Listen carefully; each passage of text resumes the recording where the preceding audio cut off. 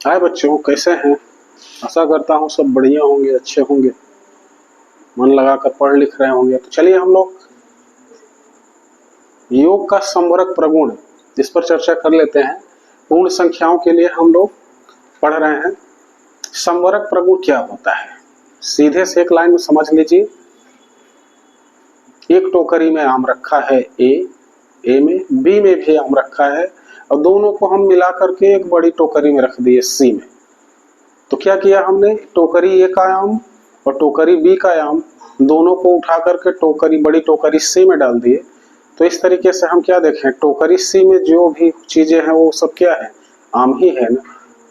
तो समझ गए होंगे, कुछ चीज बदलाव नहीं हुआ है। तो इसी को संवरक प्रगुण कहते हैं। समझ लीजिए कैसे। जैसे मान लीजिए 4 है और 5 है, दोनों को जोड़ लेते हैं तो क्या आता है? 9 आता है। 4 क्या है? पूर्ण संख्या है। 5 क्या है? पूर्ण संख्या है। और जो योगफल आया है 9 वह भी क्या है? पूर्ण संख्या ही है। इसी को हम लोग योग का संवरक प्रगुण या संवरक नियम कहते हैं। इसी को आइए इसमें दिखते हैं हम लोग। योग संक्रिया का प्रगुणों पर चर्चा हो रही है, तो हम लोग आज किस पर चर्चा कर रहे हैं? योग का संवरक प्रगुण। जब हम दो पूर्ण संख्याओं को जोड़ते हैं तब योगफल भी एक पूर्ण संख्या प्राप्त होती है। इसी को पूर्ण संख्याओं के लिए योग का संवरक प्रगुण या नियम कहते हैं। एक उदाहरण ले लीजिए। पूर्ण संख्या धन पूर्ण संख्या बराबर पूर्ण संख्या आती है। तो इसके लिए क्या है, कुछ उदाहरण लेके चेक कर लीजिए। जैसे 4 है और 5 है, दोनों को जोड़ लिए 9 आया। अभी हमने जिस पर चर्चा की 11 है 15 है, जोड़ लिए कितना आ गया? 26 आ गया।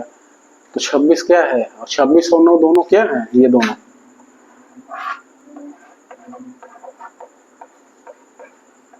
पूर्ण संख्या। तो ये सब भी क्या है? ये भी पूर्ण संख्या है। ये भी क्या है? पूर्ण संख्याएं हैं।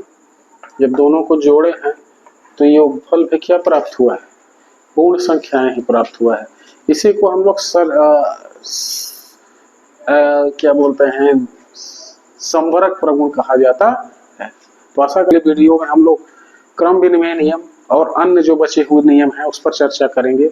डिटेल में जानकारी के लिए चैनल्स पर जा सकते हैं। जब तक के लिए thank you, bye bye, good night.